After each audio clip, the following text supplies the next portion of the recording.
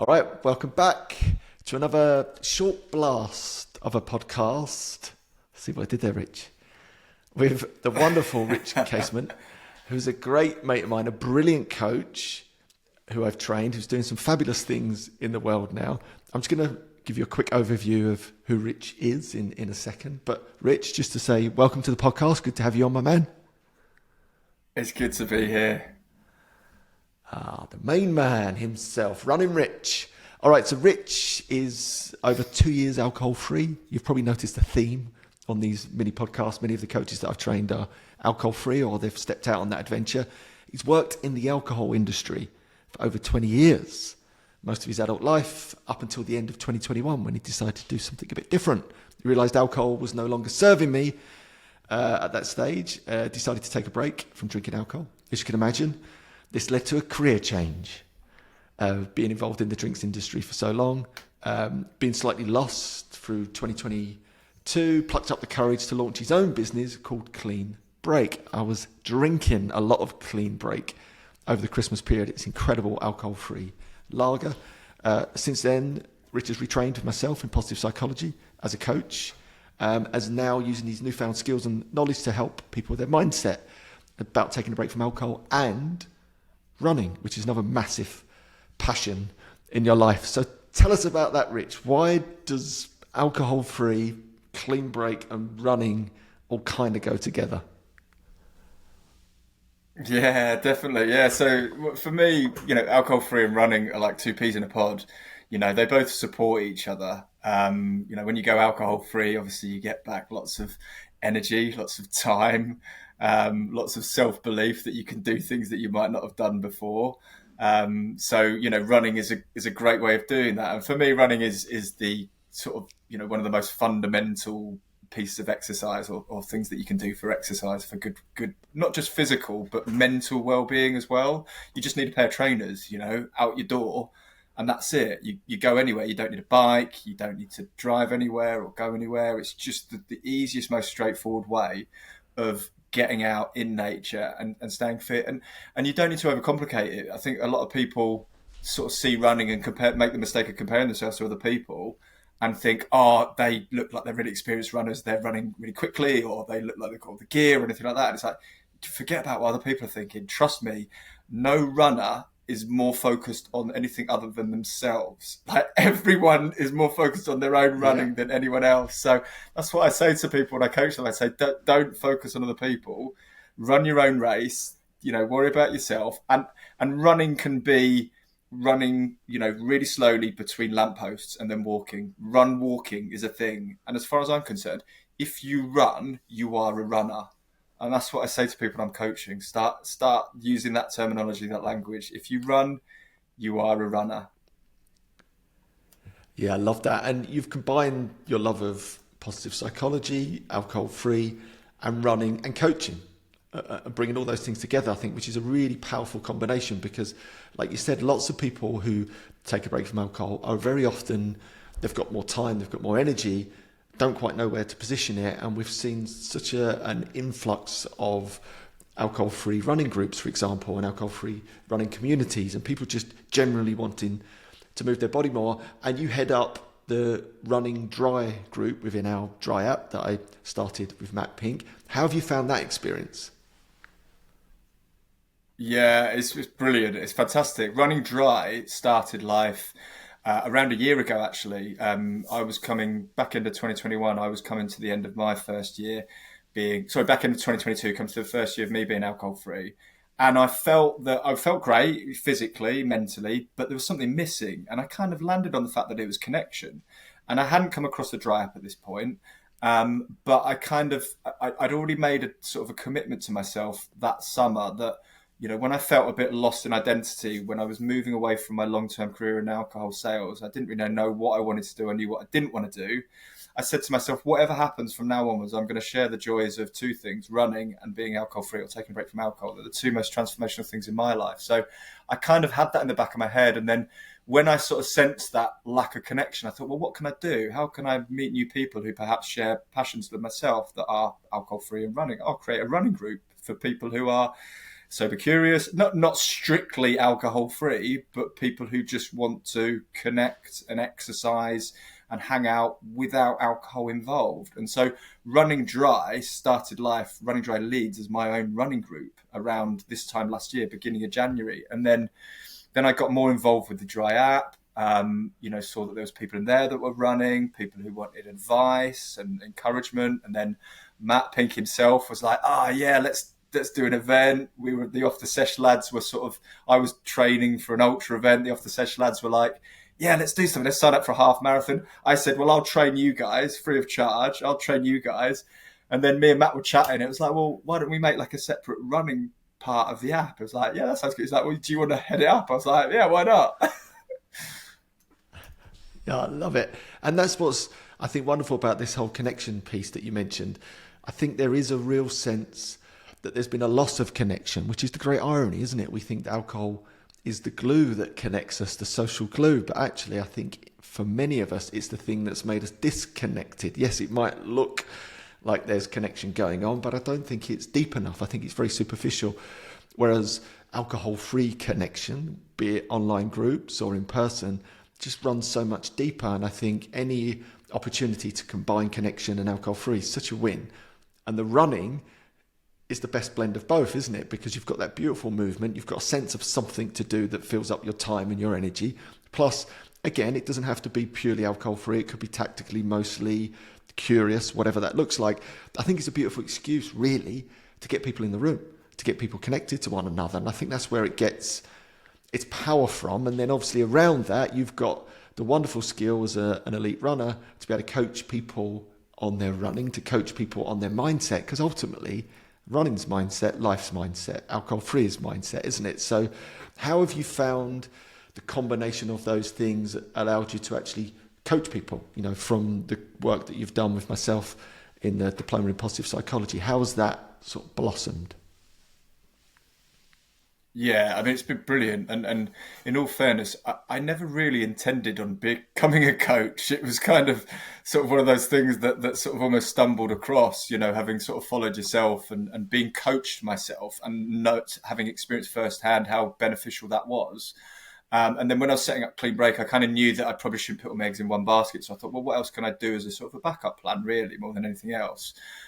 So that's when I sort of signed up for the course and did that. That's fantastic. And it just sort of naturally evolved. I've always had a running coach, and I kind of get the technicality, the technical side of the how to coach people in running terms, what people should be doing in terms of the types of runs, that kind of thing. But then you bring in the positive psychology stuff, and when I first talk to people about their running goals, they start talking about all the reasons why they think they can't, or they won't, or they shouldn't, or they don't. And it's just music to my ears, as you well know, as a positive psychology coach, because you just sit there and that's great. And then you sort of say, well, okay, what evidence do you have for that? Let's talk that through. And then they sort of, you get deeper into it, and it's like, well, actually, probably there's no reason why I can't do that. And then you start getting into all the more motivational side of things and supporting them and encouraging them. And then, the stuff that I'm doing now, which a lot of it's around this group coaching for people who are starting 5K, 10K. The dynamic within the group is brilliant, because you get this kind of almost this cheerleader approach. And it's the same in the Dry app. We see it like people coming in and sort of being very open and honest about their journeys and the struggles. But then you also see people coming in and putting a virtual arm around their shoulders and just going, hey, it's all right. We've been there. We know what it feels like. We've done it. And it's the same with this group running coaching program that I'm doing, where we have a weekly Zoom call at the start of the week, and we talk through how everyone's got on, any challenges, and then we talk through the next week's plan, and then the WhatsApp group that we've got going as well. It's just, I'm kind of almost like the cheerleader. I'm almost like the Pied Piper in the middle that's giving people the virtual high fives, but then people are posting their runs and going, I've just been out for run 1, I've just done run 2. Oh God, it was hard, but I'm so glad I've done it. And I just sit there and watch it all unfold. I'm like, this is brilliant. This is magic. This is literally music to my ears, because this is now me not just sharing the joys and benefits of the two things that have been so fundamental to me, but also helping people do them, whether it's through Clean Break or whether it's through the coaching. and I can just start to see that is sort of spreading, and it's just a lovely thing to watch and be involved with. Yeah, and you've made a brilliant point there, and this is, I think, really important for people listening.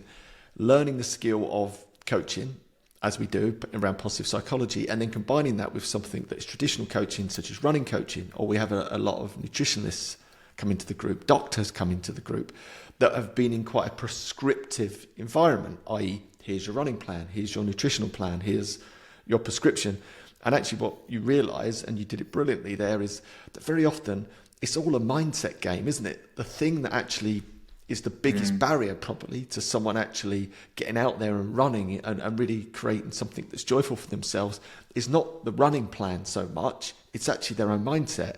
So when you've got that lovely combination of those two things, not only to be able to do the technical prescribing of a plan, but also to be able to ask those great questions, is there any evidence for that? When someone says, I'm rubbish, I can't run. Well, where's your evidence? Well, you can see people already then tripping over their own inner limiting beliefs, and doing that work combined with the prescriptive running plans, I think just creates this incredibly powerful experience. The same with our nutritionists, same thing, can be very prescriptive, but then realize actually what someone needs is to understand why it is they're eating the way that they're eating, and actually by coaching them around that, then the shopping list is much more easy to follow, because there was a lot of emotional blocks and barriers that needed to be overcome in the first place. So I can just feel the power of that. I know those two things work so well together. And then something else you mentioned, just for everyone listening, because I do want to talk about that, clean break. If you don't mind, let's just tell everyone about clean breaks. I think this is another brilliant initiative, as it were. It's explain it as best. It's an alcohol-free alternative, but maybe just give us the quick backstory to that as well, Rich. Yeah, so I guess it obviously starts with my career, over 20 years in the alcohol industry, which for the vast majority of it was a great place to be, and really enjoyed it, loved it, had overwhelmingly fun experiences, meeting people, seeing places, visiting distilleries, vineyards all over the world. Very lucky and very fortunate and grateful to have had that for the large part of my career. But my relationship with alcohol as a consumer really started to deteriorate, not because I was an alcoholic, but just because it wasn't serving me. I was getting no benefit from it, and I was really struggling with even just one or two drinks, the negative physical and psychological effects to a degree as well. So kind of having to break away from that, from unpicking my relationship with alcohol, was difficult, not just on a personal level, but also on a vocational level. And when I did that and moved away from that career, I didn't know what I wanted to do. I knew what I didn't want to do, and that was sell booze. So I kind of had this period where I sort of had a complete loss of identity almost, because I went into a job which wasn't particularly anything that I was passionate about in terms of the product, the service, but it felt like a good opportunity. And it was a segue out of what I was doing. And it was only in that sort of 2 or 3 month window when I was doing something that was totally not what I wanted to do, that I had this idea and this epiphany for Clean Break, which started life as a book. I may still write it, not for a little while because I've got too much on at the moment. But then I kind of thought, well, I love that Clean Break. That represents so much. It represents me making a clean break away from a life that's no longer serving me making a clean break away from behaviours and habits, negative behaviours in many ways, and from a career, but also making a clean break away from drinking alcohol as a consumer. And then I also thought, well, actually, it could represent for other people taking a clean break, whether it's short-term, long-term, if it's just having an alcohol-free beer interspersed between every other alcoholic beer. You could take that clean break on a night out. So I kind of ran with it. And then the job that I did ended. And that was the catalyst. I was faced with this decision. And I thought, well, if I don't do it now, will I regret it? Yeah, 100%. And Clean Break was always designed, from day one, I felt Clean Break could be more than just an alcohol-free beer brand. So it's a lifestyle brand, essentially, and it represents health, well-being and opportunity. And it's designed, and for me, it's about helping other people make positive progress in their life. So the beer was the first part. That was the launch pad. That was the vehicle for me to get the name out there into the public eye, which I've done over the last 6 or 7 months. Clean Break Coaching now is the kind of lifestyle, self-development, mindset, alcohol-free running part of the brand. So Clean Break Coaching is another pillar.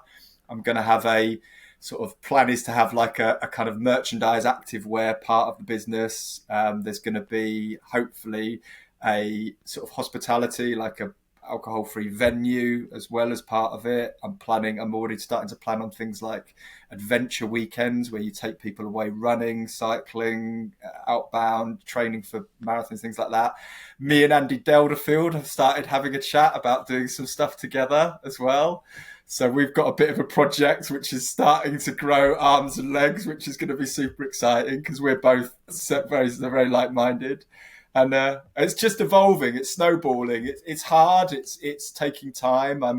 I'm having to take a bit of a step back from it at the moment and try and simplify things because I started out trying to do everything at once, and I've burnt out towards the end of last year. So I'm having a not sort of putting on a back burner, but I'm just taking my time. I'm taking a step back to sort of really evaluate what's the best way to do, what are the priorities, what are the most important things to do, and also just for self-preservation, because, as I say, I was sort of burning out a little bit towards the back end of last year. Yeah, I mean, you come alive as you're describing that. I mean, how exciting is that, from that seed of Clean Break, the beer brand effectively, to Clean Break coaching, to events, to merch, to Andy Delderfield, who has been on this podcast and will be on it again quite soon. You both have a shared love of running, Andy being an ultra marathon runner. And then to see you come alive. And I think something's important there that you got to at the end is also, I think, in this space of coaching, very often we are people that want to give, and we give a lot, and we're passionate about it, and it takes over our lives, and we go off on this adventure of trying to help everyone else optimize their life and improve their well-being. And very often coaches forget about looking after themselves, and we run ourselves into the ground, and we forget to do the basic things ourselves. And I think, as coaches, it's important to be surrounded by coaches and to get coaching, because otherwise, again, you can spend all of your time trying to help everyone else and forget to help yourself, and then you fall over and you can't help anyone if you're broken or on the back foot, because we haven't done that work. So I think it is a nice message to put out there to anyone listening that's in the coaching space or thinking of getting into the coaching space.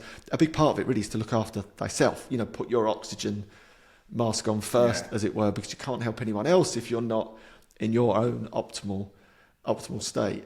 So on that note, just coming back, we've got Clean Break going on. We've got Clean Break coaching going on. What are some of the things that you've personally taken from this experience so far that's helped you in your life?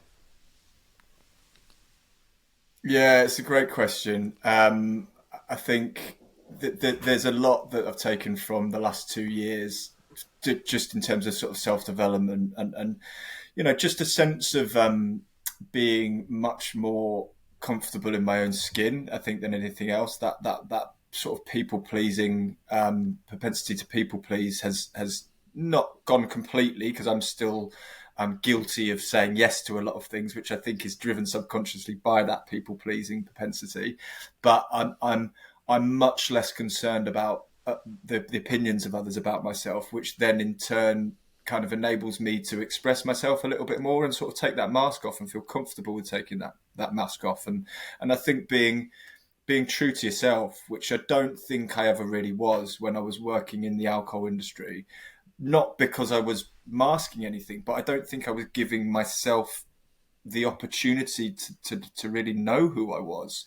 And a lot of it was driven by, that relationship with alcohol and that reliance on alcohol for what I perceived to be social engagement or confidence or self-belief or whatever it was. Whereas now it's sort of 2 years into the alcohol-free journey, it's very much coming out now. I think the journey of alcohol-free goes in different stages, doesn't it? I think, that initial part was sort of self-development for me was part of that. But I think now it's kind of moving through sort of self-awareness and now into sort of self-love and self-care as well.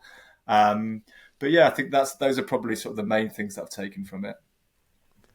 Yeah, that authentic self, that discovery of who you really are, I think is the greatest discovery we'll ever make. And I'm biased, and I know you appreciate this as well, but I really believe when you take a break from alcohol, for example, it gives you a window into who you really are. And that takes a while to get comfortable with. Like you described, it's taken you the best part of 2 years to get there. Same for me. You know, it's a wonderful exploration of yourself. That mask has gone. You know, that fake confidence, that fake persona. You've got to face life's challenges head on. You know, the ups, the downs, the successes. But what you do know with absolute clarity, that everything you face and overcome was you. Every success was down to you. You show up and shine as you, and there's power in that. I think that's why people that go on their longer alcohol-free journeys become more powerful people. And I don't mean in a sense of having dominion over others. I mean just in terms of their energy, their presence, their aura, for want of a better word, because they can stand tall and stand strong as who they are, rather than always thinking sort of subconsciously, is this me or is it the drinks that's talking? Is this me or is the drink that seems to be creating this persona? So I think that's a wonderful benefit, and I think that is one of the greatest benefits of this adventure. And I think also, whilst coaching is really important, because I think for me, working with a coach always helped me deepen that exploration. Like, go to those places by being asked great questions to figure some of those deeper, meaningful things out a lot quicker than doing it alone.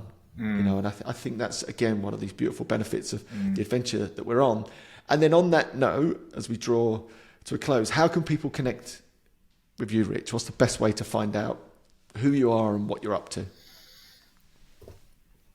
Yeah, well, the website for the beer anyway is www.cleanbreakbrewing.com. There will be a separate website that will be for the sort of coaching side, Clean Break Coaching, which I'm sort of evolving and doing at the moment. It will probably be more of sort of a landing page with just sort of the services broken down, mindset, alcohol-free running, and then each of the other parts of it, as they grow, will probably have separate websites as well, but all kind of linked. The social media at the moment is linked all together under @Clean Break Brewing, but I am going to sort of rebrand that to something else, maybe Clean Break something or other that is more reflective of the whole lifestyle brand, and not just the brewing side.